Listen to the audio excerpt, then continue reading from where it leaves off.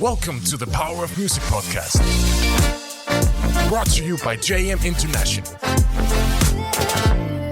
Get ready to explore conversations with those making a difference through music. Hello, and welcome to the Power of Music podcast, brought to you by JMI, Jeunesse Musicale International, the network of NGOs that empowers young people through music across all boundaries. In this episode, we're joined by Pilvi Kokkonen, an accomplished Finnish trumpeter, member of the Finnish Air Force Big Band, and lead player in the JM Jazz World Orchestra, and Luis Bonilla, the orchestra's renowned artistic director. He's a celebrated U.S.-Costa Rican trombonist, has performed with icons such as Dizzy Gillespie and the Vanguard Jazz Orchestra. His leadership in the JM Jazz World Orchestra continues to inspire young musicians worldwide. Our conversation delves into the transformative role of the JM Jazz World Orchestra in fostering young talent, providing musicians with invaluable touring experience, and the unique challenges and rewards of forming a new band every year. We discuss the importance of leadership in an orchestra and the creation of an environment where every musician feels supported. Pilvi also reflects on the challenges of not being one of the boys in the jazz world. We explore the dynamic beauty of playing together, trading solos, backing each other up, and finding synergy as a group. As always, if you enjoy our content, don't forget to subscribe, like, and rate the podcast. We hope you enjoy the episode. Thank you so much both for joining us today. First, can you tell a bit about your journey into music? Wow, my journey into music goes back a little ways. Grew up in California, immigrants of Costa Rican descent, Central America, kind of nice. Grew up in Los Angeles. When I was about 14 years old, I started junior high school, and somebody put a trombone in my hand. By this point, I'd already listened to all this music by Earth, Wind, and Fire, by Ohio Players, James Brown, Hot Chocolate, all this sort of stuff. And I was super, super great. It's like, I could always remember people don't change. I could remember all the horn hits, and then I could remember all the melodies and the harmony. I could never, ever remember lyrics. And I'm still the same way.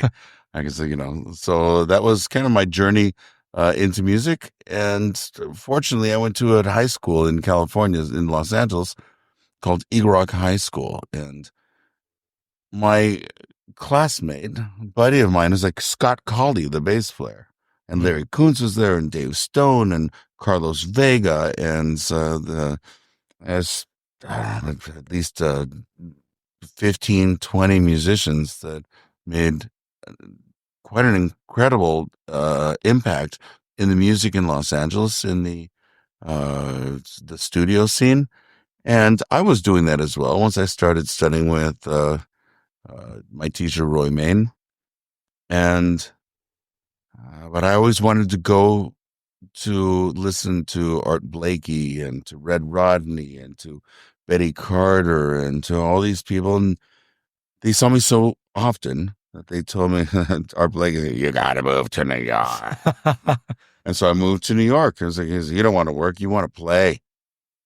It's like, don't let the job get in the way of the career. So moved to New York, spent, better part of 30 years there. And my association with a lot of people here in Europe, so I'd been traveling here on a regular basis with Lester Bowie since 1991, allotted me the opportunity to foster these relationships and keep things going. And you make your friends along the way, and this is a business for sure, and you never know who's going to be doing what, and it becomes kind of the part of the norm to work together, because we don't really have that much free time to hang together, because we're not wanting to get caught up in the job.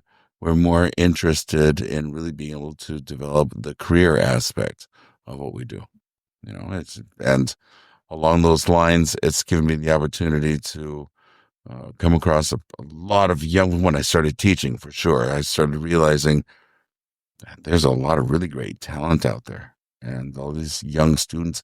So to be able to come with the courtesy of Dubravka Kujan to do this JM Jazz World Orchestra, to bring in all of these young musicians that are playing so great, we give them the opportunity to experience what it is to be touring, what it is to respect an itinerary and know when you have to be at a certain place at a certain time, what you're supposed to wear, like it's like all the little details, which is part of the way of life in this world.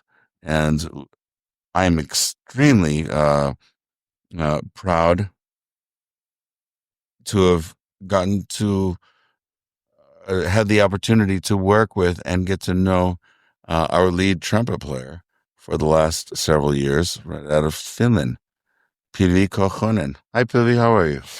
I'm good. And your journey into music? My journey into music, my CV is not quite as elaborate yet. Well, you're young. I'm young.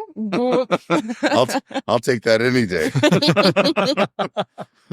But yeah, I grew up in a smallish city in northern Finland, actually. And, it's a classical scene is big over there. But I was fortunate enough to be able to play in a big band in my high school, which is not something that happens in so many cities outside of Helsinki. And from there, I ended up playing and applying and playing in the Finnish Junior All-Star Big Band and got to see like the southern sort of, people who went to Sibelius Academy sound like this. Oh, that's cool. And then I actually sent the video applications for JM Jazz World in 2017. It was like 7 years ago.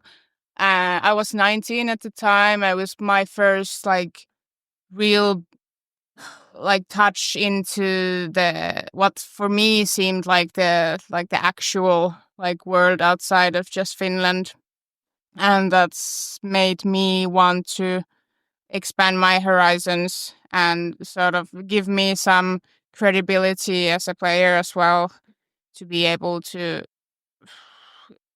like get called to do other things. And also I ended up going to study in Amsterdam for lead trumpet specifically for my master's. So I'm sort of on the trajectory to like go to bigger things, which is exciting.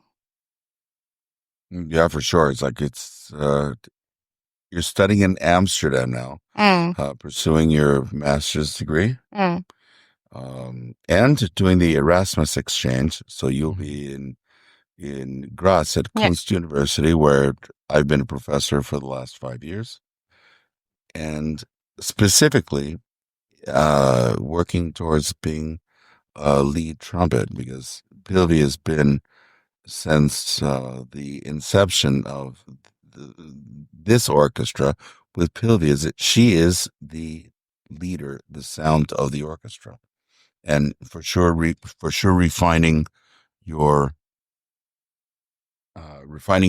skills and approach and all the experience that you're doing. You are, in my estimation, one of the absolute finest leaders in every way. Everybody follows her naturally because she makes it a very comfortable. She leads a very comfortable path that everybody can follow. And in an orchestra of 20 young people that have never played together, I think you must have a leader. I conduct, but it's still at the end of the day, it's between the relationship is between the drums and the lead trumpet, and that's what basically distinguishes the sound of any orchestra, regardless of the genre of music. And Pilvi, thank you so much. It's like I've seen her absolutely flourish into this kind of leadership that she is completely comfortable with, and also has the ability to make everybody feel completely comfortable around her. Nobody questions her. This is the kind of leadership qualities that I'm not even so sure you can teach. I mean to just have the opportunity to begin with to play has sort of. I'm pretty sure I wouldn't be where I am if I hadn't played in JM like all those years ago, because that gives the sort of, okay, what am I working towards sort of image. No, it's like the JM Jazz World platform is specifically designed to foster young talent. And I haven't been the only director. I've been doing it now, it's hard to believe, for already about 10 years. Mhm. But Siggy Feigl did it before, and who I learned a great deal from, especially how to rehearse a jazz orchestra and really get intricately into the way the puzzle all fits, which is like really, it's like a kind of an interesting thing, because like I open a score and I'm looking at 20 lines of notes and everybody's doing kind of different things that, from time to time. But if you're the person that is trying to put the puzzle together, then you decide, was it's already there. The puzzle is what it is. But then you put your own flavor and your own taste and your own little touch and what the ultimate final design of the puzzle is going to be.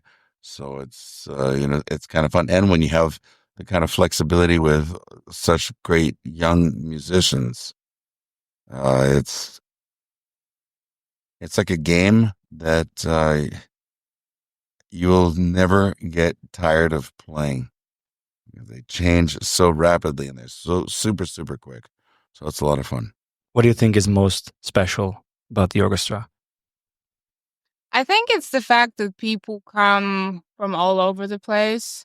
You already have something in common, right? Like playing jazz and playing big band, Sure. but then you can like already like find stuff to talk about, because everybody's like, oh, you're from here, like how do you do things here, and now you go to school there, and suddenly you like have a friend in a different city somewhere who goes to this university, and then maybe you go there yourself later, like this sort of like connection you get with 20 people like instantly. I think that's like makes it such a friendly environment to then sound good on your instruments. No. And I think this is, if I'm not mistaken, perhaps the 5th edition that you've done this Yeah. orchestra, right? And the band changes every year. Mhm. Every year, there's like, it's usually about 80 to 85% turnover, which is, is heavy for any kind of organization to deal with. But the amount of talent that is fortunately available to us makes it easy somehow to keep everything going. And as I said earlier, I've been doing this for about 10 years, and this platform really fosters the kind of relationships that you can keep for life. I know some of the musicians that from Germany and Brazil, they're going to Mexico and they're recording, and through France, and they're doing touring, and this is what it's kind of all about, huh? Mhm.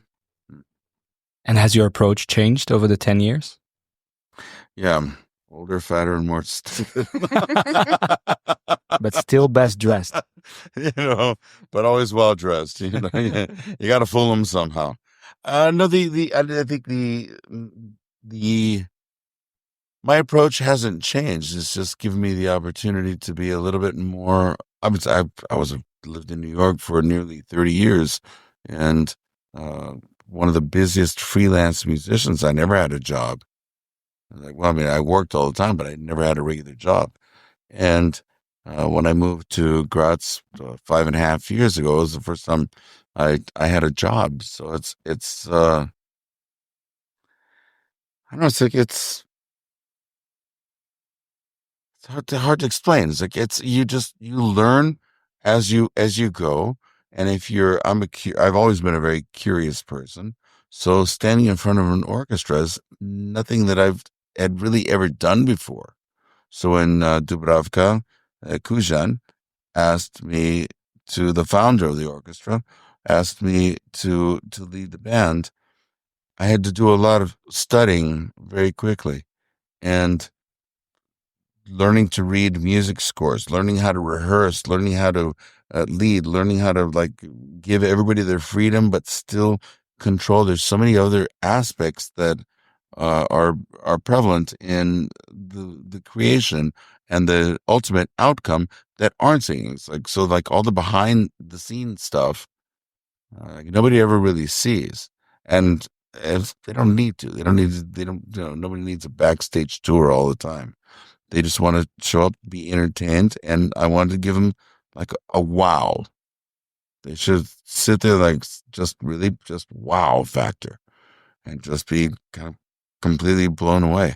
And I know the first year, as a trombonist myself, and we play a lot of my own original music, that I was playing, and I immediately realized, really, this isn't a place for me to play. It's not like that. And a lot of people expect me to play sometimes, or many times, and they're surprised that Miron Hauser was at our show in Zagreb. He's a former student of mine, Croatian, leads the radio band in Zagreb. And he's first, when we got there, he's, "Are you going to play?" I was like, "No." And after about 2 or 3 tunes, and I sat down next to him while the orchestra was playing, he said, "I see why you're not playing." It's not needed. It's not really not needed. So it's kind of a lot like Siggy Feigl and I have this club in our jazz club called Tubes in Graz, and there's a lot of work behind the scenes, but it's like when we show up, when we're there, and we're there all the time, it's like, sort of like ambassadors to jazz in Graz. So we just show up as like a presence, like a presence. It was like nobody knows that we're like during the day, like painting and hammering and sawing, doing, nobody wants to see the ugly stuff, But the good news is I still have all 10 fingers, or is it 8 and 2 thumbs? I forget. And if you look back, what was the biggest challenge that you maybe not even anticipated when you started? Yeah, for both of you. Please. For me, the biggest challenge, there's 2 sort of things. Of course, I've this is a complicated question, because of like my first thought is like professionally, like back home and everything. My biggest challenge for some reason has like turned out to be that like I'm not one of the guys, and that's like socially sometimes kind of tricky, because then like you don't get called for certain projects because they just want to have it a uniform group, Mm-hmm.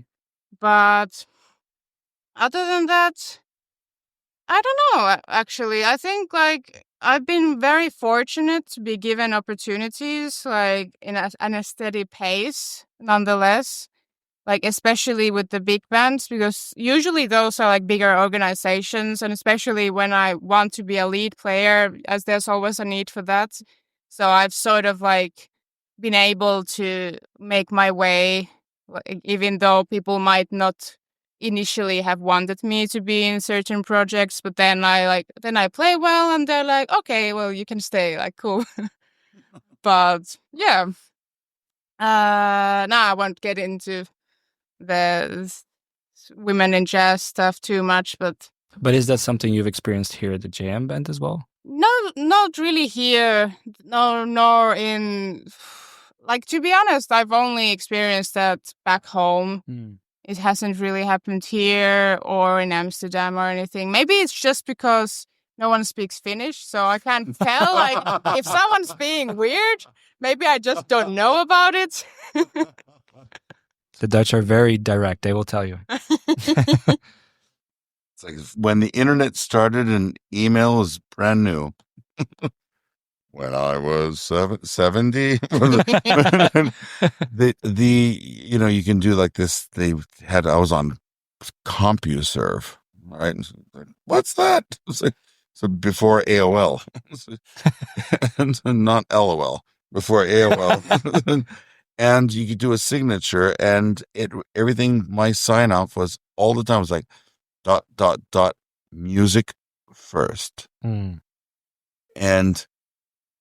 you must be absolutely blind to really accept. You must listen with your heart. It's got to feel right. It's got to sound right. And because your eyes will deceive you from time to time, probably more often than not. And isn't that the best part? What's that? Isn't that the best part? When your eyes deceive you and you're completely surprised by it and immersed? No, I'm not surprised by that because,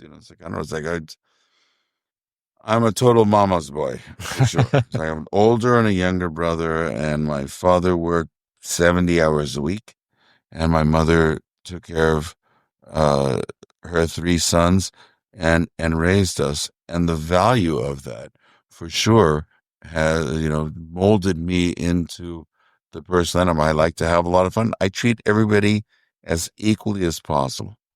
If you want to be a drag, then, it's like, I don't like to be challenged, really. I'd like to be, it's springtime, don't poke the bear. It's like, nobody wants to be unnecessarily messed with. And I also have the ability to defend myself quite well verbally and then some. So, but nobody wants to see this. That's the ugly stuff. Nobody wants to, and why focus on the ugly? It's if you focus on the positive aspect, it not only takes less energy, it's much more glorious. This is why we do music. You may not be in a situation that is conducive to your own personal behavior or your own ideas of music or your own taste and this and that. If you said yes to the gig, then just be completely cool, be professional, go in and do your job as best as you can. And if you are really good at what you do, they're going to call you again. But if you know that it's not for you, then don't make it inconvenient for anybody else, because there's no reason to make somebody feel bad. It's like, really, it's a lot easier to be positive. In all these years, 10 years, I heard 5th already for you. You talked about creating these wow moments. Is there one wow moment that stands out? Yeah, when Pilvi Kokkonen showed up to play lead trumpet, that was the wow moment. Sure.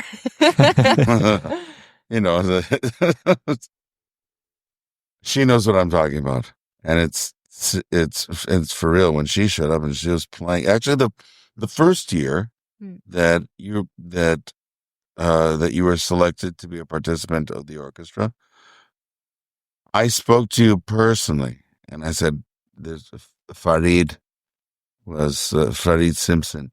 I was like, out of Philadelphia, former student of mine when I was still living on the East Coast. Really great trumpet. And I really wanted, a young guy, I really wanted him to develop the ability to play lead trumpet. I was like, I always knew, I already saw your Pilvi's CD. I was like, lead trumpet, this band, this and that, lead trumpet. It's like, wow, I said, Pilvi, I would like you to maybe play second trumpet and support him. She was so completely open and positive. It's like, finally, I would like to be under somebody else's tutelage as well. So how life is beautiful. It's always a circle if you're paying attention. So we start our tour this summer in July, and now Pilvi is going to teach today. I don't remember his last name, but young trumpet player, really excellent young trumpet player, studying at the university in Graz. He's been working very hard as a lead trumpet player, but now it's Pilvi's turn to pass on the knowledge and teach him how to support and lead the band. So this is not something that is so easily taken for granted. So they keep coming. I remember like when I was playing with Lester Bowie, I was like, oh my God, James Carter moved to New York. And I was like, more another tenor saxophone player, jazz. Like, it's like, where are they going to play? What are they doing? And I was like, a city like New York you use as a platform. And Genus Musicalis and the JM Jazz World Orchestra is another platform that allows us the ability and possibility to spring a lot of young guys. It's from our record a few years ago. We recorded a CD, and Matthew Carmichael out of Glasgow is doing incredible work. It was, I think, 1 or 2 years ago, Bob Minster did all the arrangements of his own compositions, and they recorded. It was like, he's spectacular. We had Valdemar Grožnjan a couple of nights ago when we were in Zagreb, also, and he's like, he was voted the #1 jazz trumpeter in Croatia, and it just goes on. Vid Jamnik from Slovenia. It goes on. Hamish Smith from New Zealand, who's in New York, playing with everybody, and I do mean everybody. If he could clone himself, he'd be wealthy and not rich. He'd be wealthy. Chris Rock said, Shaquille O'Neal is rich. The guy that signs his check is wealthy. And there's a whole list of musicians since I've been doing this. So it's for me, it's always an exciting part. I always look forward to this, and I'm always like super encouraged to be a part of like all these young musicians' lives as well. And off the bandstand, I'm always available. It's like what everybody sees on, like I was telling you about the backstage, what everybody sees on stage sounds so good because the real gig is off the stage. It's getting to the bus on time and being completely cool and helping each other out. It's like, if you see that something needs to be done, so you don't ask, you just help. This is the kind of culture it is. And this is how I kind of grew up. It's like, you don't ask, you just do. Nice. And if you do too much, it's like, you don't need to do that. It's like, you're making the guy that's getting paid to do this look bad. Like, okay. It's like, I'll take the money instead. Okay. And then the guy that's like, bullshitting, just like, bye-bye. Yeah, for sure. I've seen this happen a bunch of times. And for you, any moments that stand out? I mean, when I started, I feel like I remember the gig in Zagreb, especially because we played on an outdoor stage, and I was like, we were playing some like sort of Latin tune, and I was playing solos with Farid, like trading, and it was like maybe like in my life at that point, one of the first times when I felt like, oh, like this is actually like this. I don't feel anxious like playing it, and I like it feels nice, and like I could actually like maybe make out of this business alive at some point later in my life.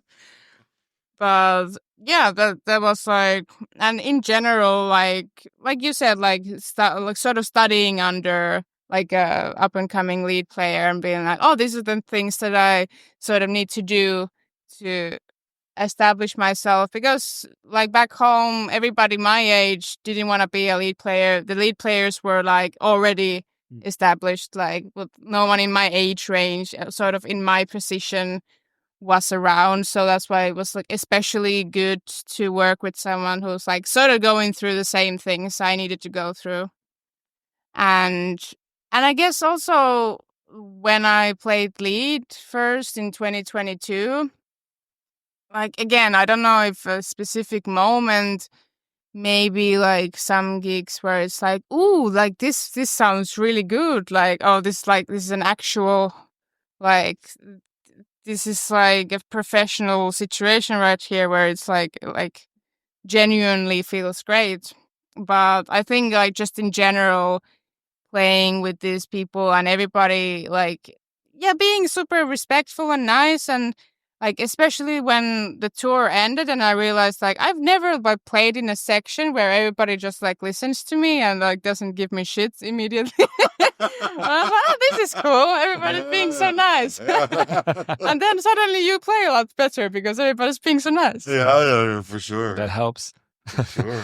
If people want to find out more about the orchestra or want to connect with you individually, where can they find the orchestra? Where can they get that CD? Where can they find your music? Where can they? Everybody has at least a little bit of pride. You don't want to be the person messing it up, because the person sitting next to you, I guarantee you, knows exactly what they're doing. Not that they're not prone to making mistakes, because after all, we're merely superhuman, you know. but you don't want to be the person making mistakes and being the person that drags everything down, because the level is extremely high.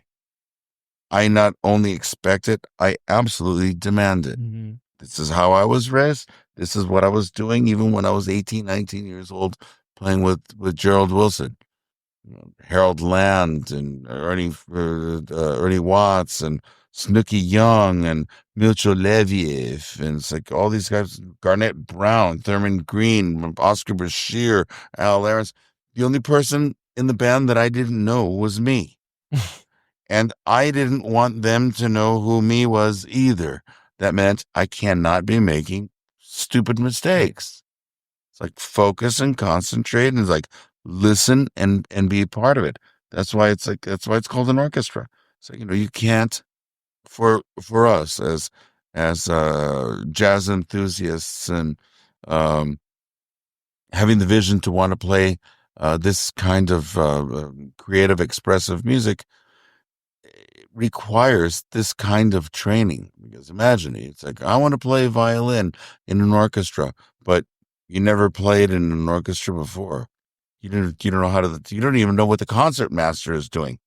And it's like, it's like you're asking the concert master to give you an A440, where it should be. And I was like, oh my God, it's like, he's saying, what is that? It's called an oboe. It's like, why doesn't he play more? Because he's busy making reeds.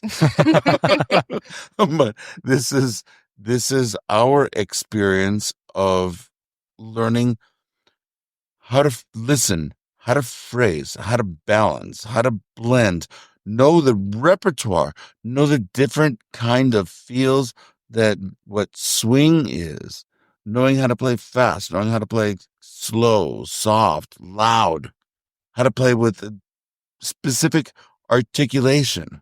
It's like all these things. This is the only kind of platform that we have for us to learn how to play. And you've heard of this great trumpet player, Jerry Hay, for sure. He didn't learn how to play that way by accident. As like a great writer and all, I was like, he's probably on, I don't know, a few thousand records, I'm sure, with a horn section. It's like, it's like, you can't go in there and just, it's like, well, that's a really nice shiny instrument. Can you play? It's like, well, I have a really shiny instrument. That shit doesn't work, So always having the ability to look forward. And I always tell like all my students and everybody that I work with, all the young people that I work with, it's like, we don't work with the arrow. We work with the Indian. Mm. And that's like, really, that's get somebody's attention like this and having the ability to grasp it and hold on to it is where the art comes. Beautiful. I don't want to steal too much of your time because we also have dinner. But I do want to know where they can find you and where they can find the orchestra if they want to connect with you or listen to your music. I mean, JM Jazz World Orchestra has a Facebook page and an Instagram page, and the newest album, Jazz Pop Swings, is on all the streaming platforms and can be found for your listening enjoyment. That's right. Fantastic. Whether you want it or not. We're coming to make you happy whether you want it or not. That's the big. Because we don't take no for an answer. I will. Thank you so much. I have one What a question. great yes. Oh, yeah. One more question. The last one. How would you like your steak cooked? And it's a big question, but we'll try to be brief. As always, what is the power of music? To connect. Yeah, actually, really, it's in one word. You're hitting it right on the head, because you go see a concert that you really enjoy. You may remember a solo. You may remember a song. You remember this. You may or may not. But the one thing that you will never forget is how you feel. When you walk out of there, you will never forget how you feel. And when you go back home and you're hanging out with your buddies, and it's like this, oh, was this great concert? Why was it so great? It's like, I don't know, it was just really great. And so the next year, that's how they're selling it to their friends. And it's like, I don't know, I just this feeling I walked out. So it's connect. Thank you both so much. Thank you. Thank you. Thank you very much for listening. If you want more information about JM, or you would like to get involved, visit www.jmi.net. At JMI, we are on a mission to make the world more musical. That's why we created Mubazar, a digital platform that helps us manage all our musical activities across 80 countries worldwide, connecting musicians with opportunities to grow both personally and professionally. If you are a music professional looking for a better way to manage and promote your music activities, check out Mubazar. Created for music organizers, by music organizers, Mubazar allows you to run music competitions, workshops, camps, auditions, masterclasses, awards, events, and much more. Mubazar offers custom application forms, payments for your activities, jury tools, translations, analytics, and more. Mubazar is fast becoming the best place for musicians to find and apply for music opportunities online, and you can sign up today for a free organizer account by going to www.mubazar.com, registering, and then requesting to upgrade to an organizer on the right-hand menu. For more info, don't hesitate to get in touch via support@mubazar.com. It would mean a lot to us if you could give us 1 minute of your time and rate and review the podcast. In case you have any suggestions or would like to be one of our next guests, feel free to reach out to us through the JMI socials.